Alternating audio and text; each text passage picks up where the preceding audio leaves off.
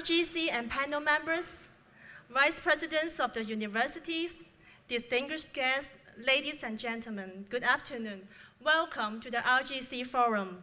I'm Sissy, the Master of Ceremonies today. In the past 3 days, the subject panels just finished the assessments of proposals under General Research Fund and Early Career Scheme. Today, we are very pleased to have the 5 subject panel chairmen or their representatives here to share with us the observations and comments from the panels. After the experience sharing session, there will be a question and answer session. May I first now invite Professor Maria Masucci to share the observations of the biology and medicine panel. Professor Masucci, please.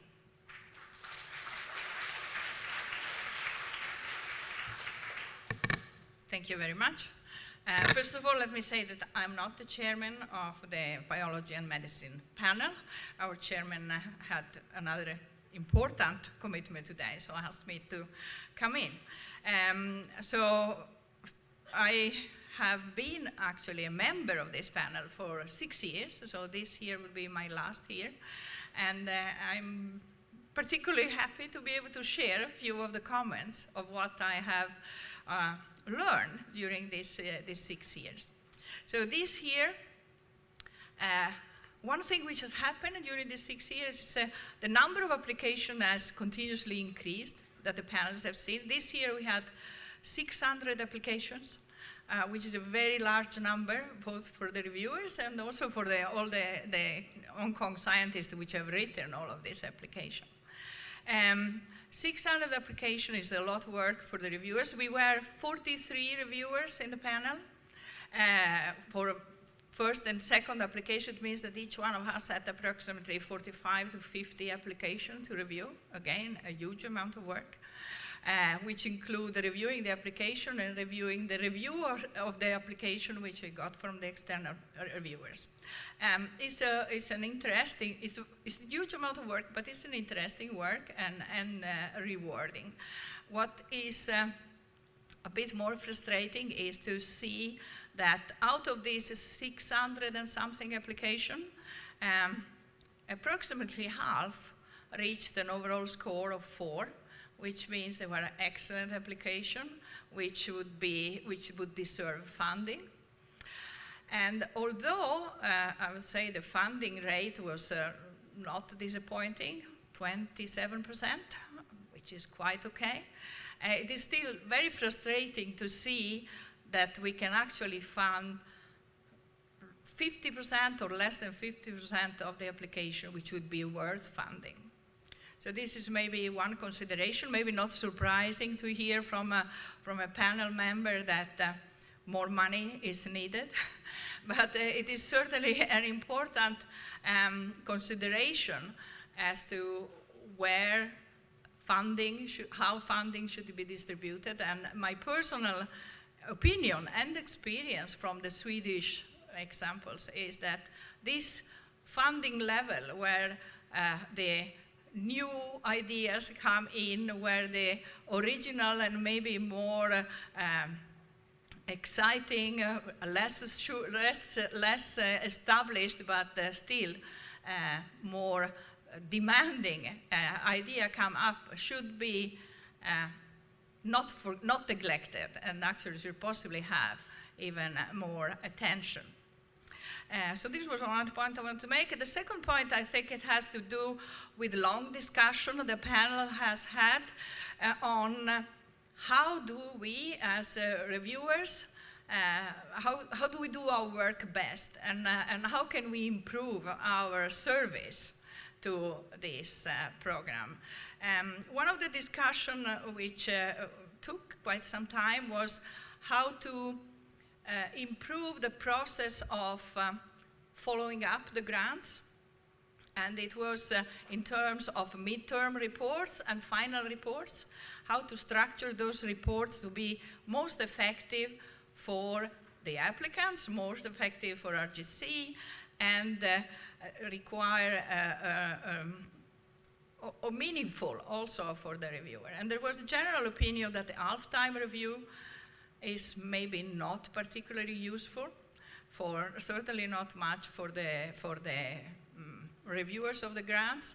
And this should be, of course, there should be, of course, a checkpoint, maybe at mid-time, but this should be an administrative issue that should not require a scientific review.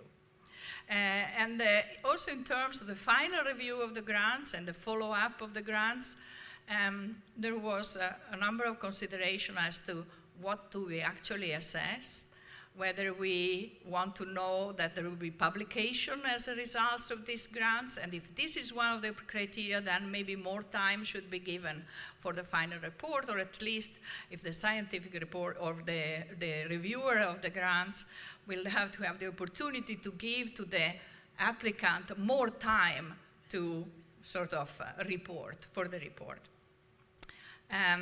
There was some opinion that maybe the final report should not include so much of a scientific review, maybe a short, and it should be more an administrative exercise where the correct spending of the money should be assessed with a little point on what was actually produced, mainly directed at the general public who has the right to know what comes out of our research.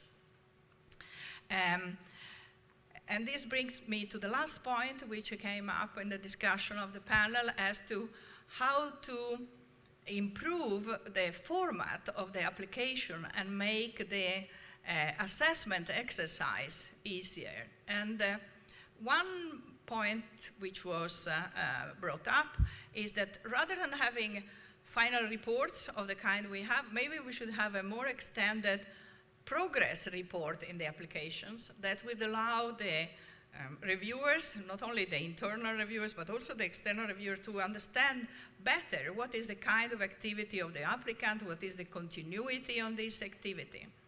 And also one thing which we all felt in the medicine panel was need to be improved is the way how the total financing or the total support of the group is presented. At the moment we have long lists of successful or unsuccessful applications.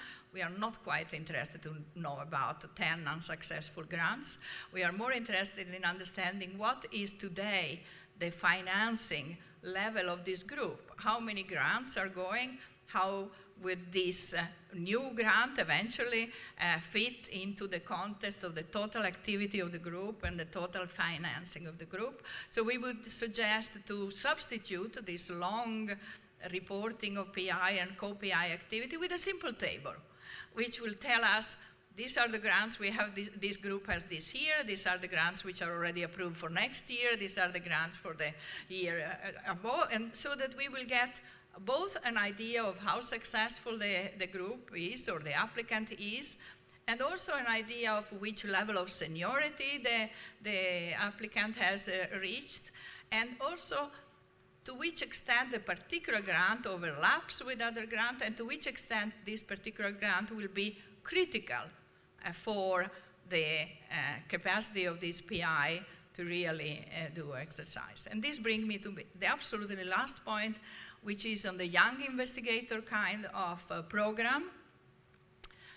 This year we had a number of applications which I believe was in line with what you usually had, but in fact the overall quality was not exceedingly high, and we ended up having some money left over, which is of course a shame for the applicants and also for the panel. So we felt that younger investigators should be encouraged and supported more in producing or presenting their research more effectively and helped to be more successful in this. And of course, young investigator programs are, in a way, the most important, because this is where our future is, and we have to support the young investigators. So, thank you.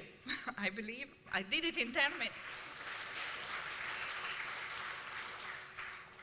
Thank you, Professor Masucci. May I now invite Professor Raymond Ken, Chairman of the Business Studies panel, to the stage, please.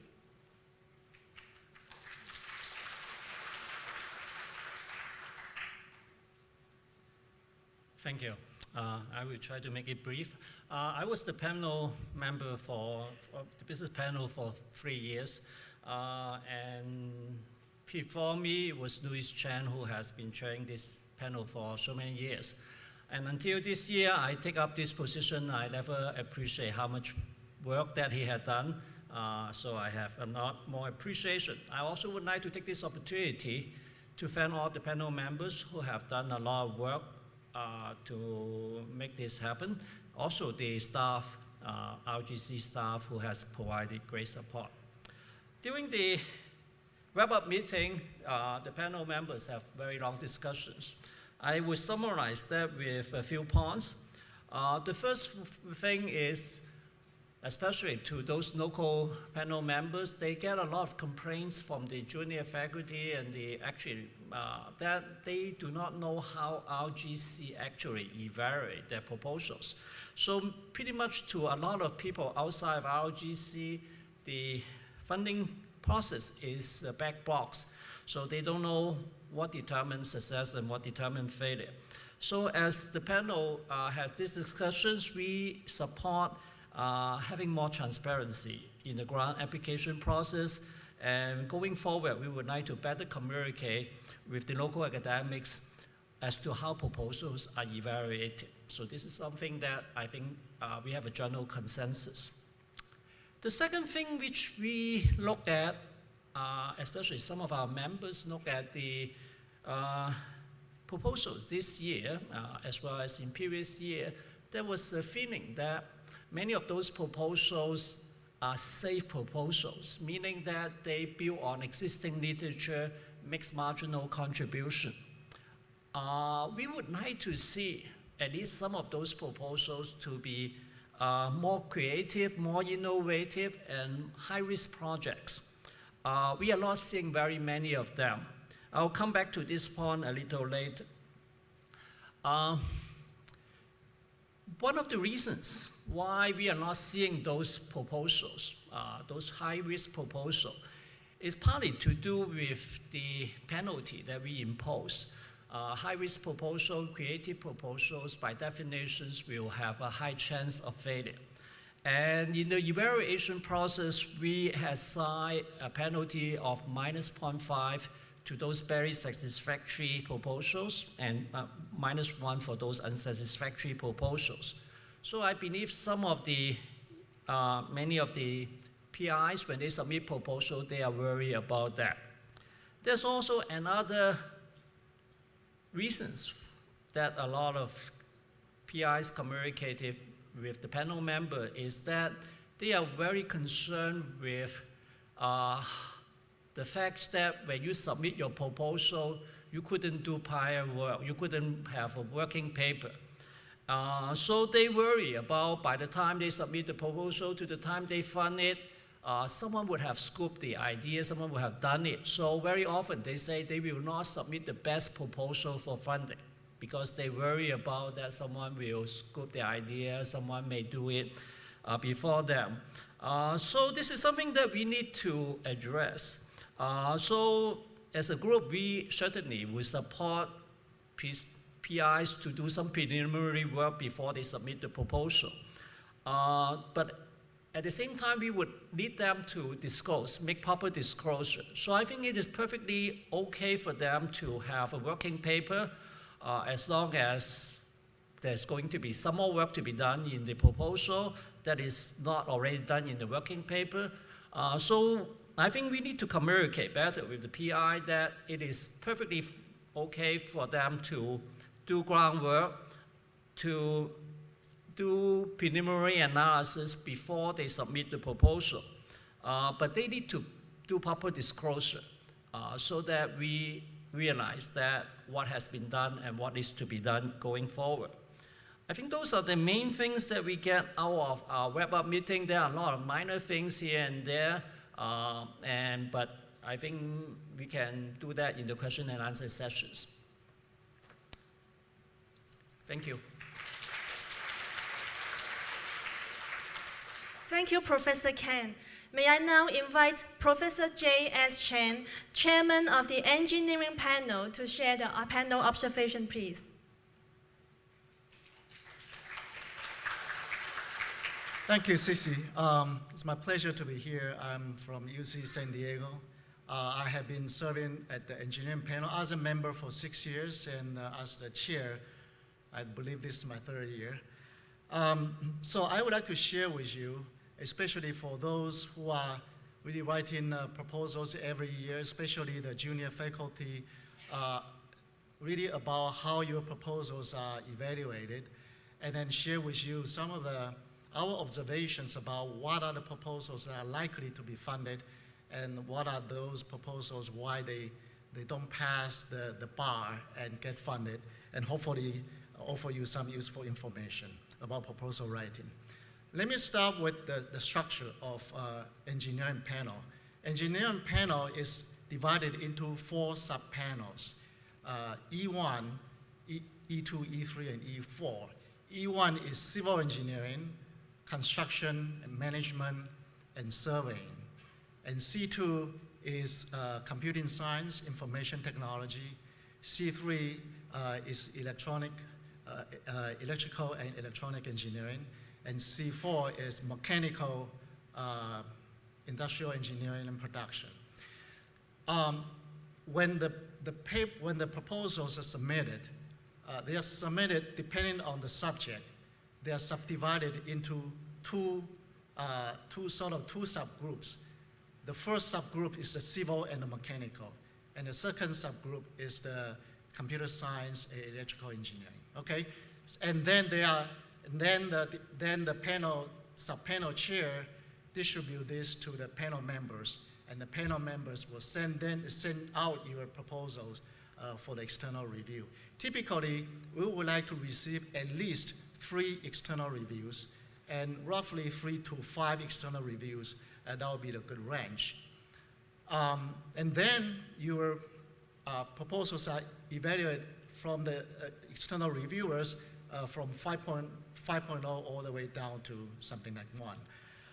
And then the first review, there will be a first reader and then the second reader. They both read the external reviews and then make their final assessment and give the final grade. Okay, so there are several steps of evaluation: external review, and then the first reader and the second reader will then read the external reviews and also the proposal and make the final score.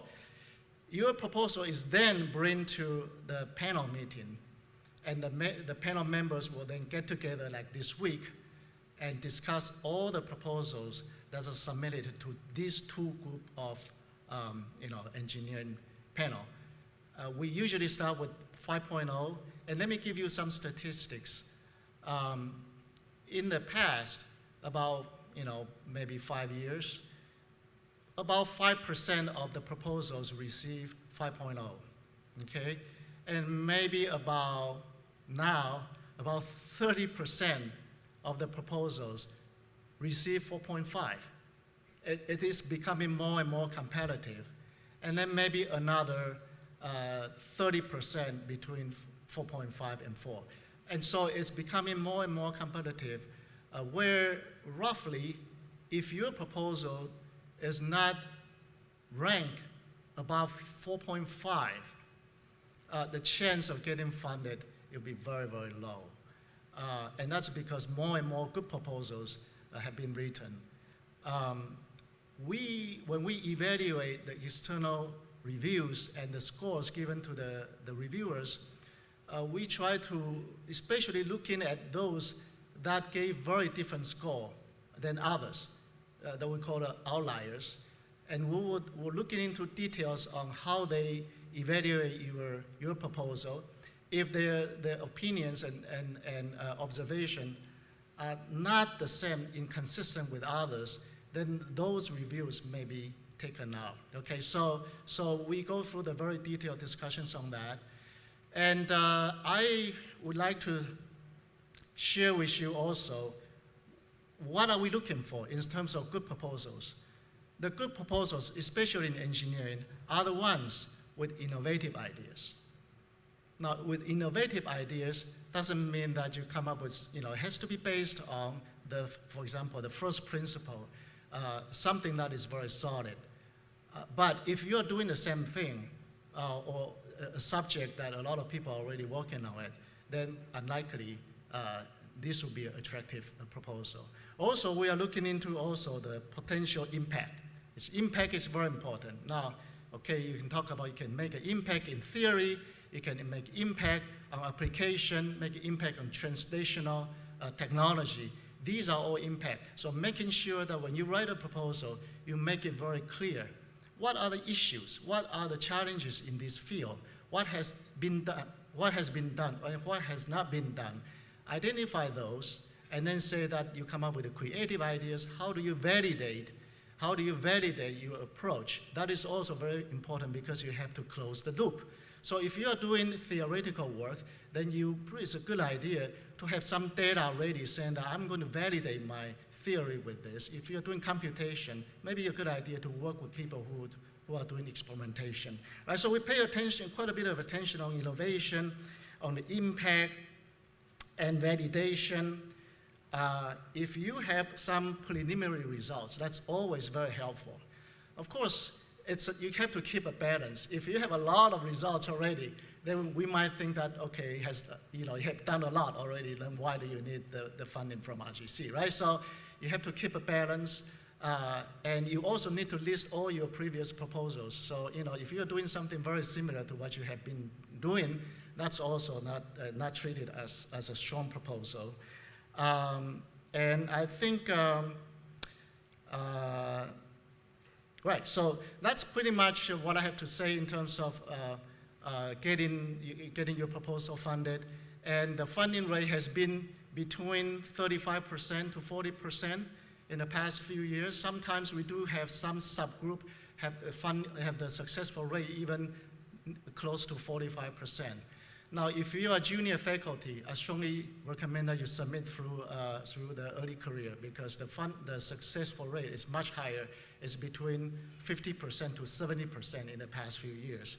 If you are new faculty, even if you're senior faculty, and you join Hong Kong University in the past 2 years, identify that because that's what we call the green proposal. Those proposals are also reviewed under special consideration because you just get started, you're not familiar with this Hong Kong system, you have your group only established, and we take that into consideration. So I think these are the few things I can share with you, and then if you have any other questions, we can talk about that in the later session. Thank you. Thank you, Professor Chen.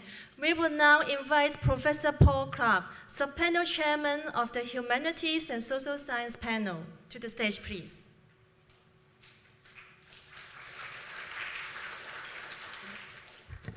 Good afternoon.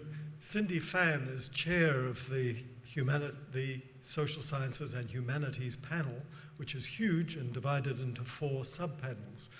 I have the privilege of chairing the Humanities and Arts sub-panel, so I can speak from 6 years of serving on that panel. First, I want to recognize the hard work that goes into making these applications on the part of the applicants, the PIs and their co-Is. It's not an easy task to prepare. The form is in some ways still needing modification and in some respects can be greatly improved. But let me stress that there's also hard work on the part of the panelists assessing your applications. And so what I want to do this afternoon is to urge applicants to help the panels. It seems obvious, but sometimes one wonders. Helping the panel includes being as clear as possible about your objectives, about your plan of research, about the methodologies that you will apply to your problem or project. And remember to write for a broad audience. You're not just writing these proposals for experts like yourself. We try to find experts like yourselves as external reviewers to send us in reports on each proposal. But those external reviews are assessed alongside or are discussed alongside the two readers on the panel and their opinions. And it's a combination of those views with the general group consensus of the panel or sub-panel as a whole that brings you to a score and an approval of your project, of your proposal, or rejection and possibly suggestion for resubmission. So don't just write for specialists within your field. Write for reasonably intelligent persons like myself on the panels who are seeing a lot of these. The Humanities and Arts sub-panel this year probably considered more than 400 applications. So we see a range of applications. We have a good sense of what looks like a persuasive, well-prepared, clear proposal and what is not. A second point about being clear and helping the panel is follow the rules. We hope that research officers at your institutions can help filter your applications and notice when mistakes have been made. But don't apply for money in a certain part of the budget that is not allowed in the program that you are applying for example. So just simply following the rules is something that will put you ahead of the game. Justify things. Proposal after proposal, we see requests for research assistance. It's an obvious thing to ask for, but it's sometimes too obvious. Tell us clearly what exactly your research assistant will do. Why do you need a senior, more expensive research assistant? Is this research assistant going to be working on collecting materials, compiling a bibliography, and making some phone calls to set up interviews for the whole 36 months of your project? Or could this research assistant be hired for 6 months, work effectively, and then walk away? So be clear in justifying the parts of your budget, particularly that research assistant section, which we see in lots of proposals and are very often not well persuaded by. A third point is on resubmission. Many proposals don't succeed first time round. And often we wish we could make a note to tell you in feedback that we encourage you to resubmit and consider carefully the comments by maybe one of the 4 or 5 external reviewers. Often 1 or 2, as Professor Chen mentioned, might be outliers to a degree, but some of the points they make may be well worth considering and make a real difference in improving and strengthening your proposal. So take resubmission seriously. There's a section in the application form. I'm hoping in the future, or some of us are hoping in the future, that that section might become more prominent or appear earlier in the proposal form. That section on, is this a resubmission and what changes have you made? You don't have to elaborate at great length on what the criticisms were, but it is an opportunity to show, yes, I've heard the external reviews, I've listened carefully, and I have learned from these suggestions and strengthened my proposal in the following ways compared to last year. Make the changes that you've made clear to the panelists, because often at least one of the panelists reading this is someone who has seen it in an earlier version and will be delighted to see improvements made and want to identify those precisely. So take resubmission seriously, use that opportunity to further sell the value of your proposal. And that's really all I have to say, but I'm happy that we have a group session for Q&A afterwards. Thank you. Thank you, Professor Clark. May I now invite Professor Bill Mill, Chairman of the Physical Sciences Panel, to share the observation with us, please.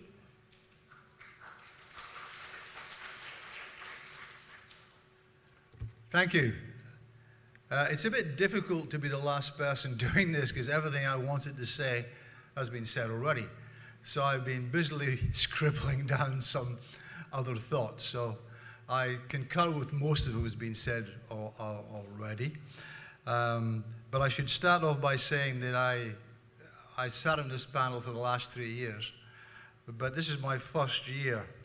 As the chair, I'm very much a rookie and didn't really know what I was doing, or letting myself in for, may I say.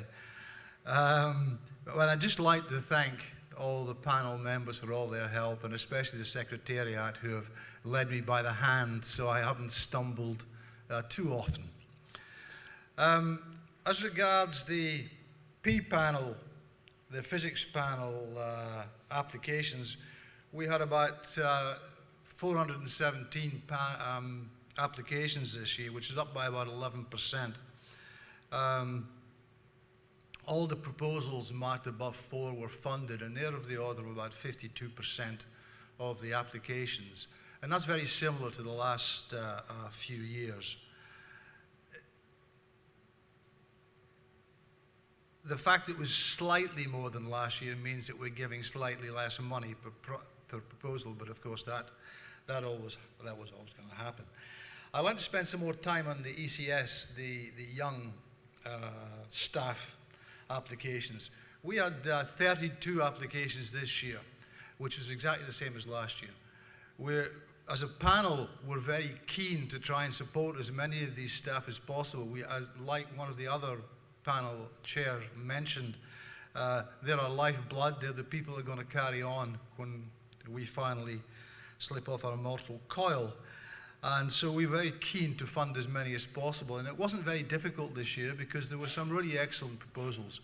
And we had over about 70% of the proposals we found fundable. And so we were able to fund 23 of the 32 young staff. That means, of course, the funding per project has gone down. And I, as chair of this panel, and no doubt every other panel would say, and since we're really keen to support these young staff, then it would be really nice if we had some more money next year, because all these proposals are so good, we're turning down ones which we really would like to support, but there isn't sufficient funding there. So that's just a plea to RGC. On the procedural bit of things, which is something that I hope some of my other colleagues have noticed, but we have, is it's getting increasingly difficult to find a sufficient number of people who are prepared to act as external reviewers. And many of our guys were writing to maybe 20, 25 people before they could get 2 reviewers who would agree to do this. So we are just perhaps suggesting or asking if it would be possible if the reviewer says no, that we can maybe then get him to suggest some other names, and then as long as they get ratified by RGC, then perhaps that might be an easier way to find somebody else than arbitrarily going through the web, which most of us had to do. The other thing I want to touch on, I'm not sure it's part of this brief, but I'd like to touch on it anyway, is before the GRF reviews, we were asked to look at some barely or unsatisfactory final reports, which of course we are happy to do. And many of these were more than 10 years old, and many of the PIs had resigned, retired, or in one case I think expired, which is very sad, but we were actually looking at final reports, which are really quite historical.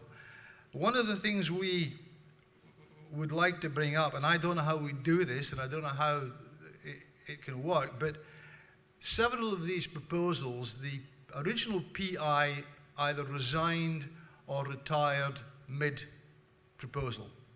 So they finished part of the project, then they left. Then a young co-I took over. And when the proposal was left as unsatisfactory or barely satisfactory, the young co-I is the one that's penalised. Now, we don't think that's fair. And I just wonder if there's some mechanism that can be adopted where maybe when the PI resigns, he writes up a report, because that's what he, up until that stage, and then afterwards, the co-I who's taken over can then write a final report and at least be marked on the work he did himself, rather than being penalised for the work that was carried out by someone else. Apart from that, that's really, I only put these things down because everything else I wanted to say has been said by the other panel chairs. Thank you.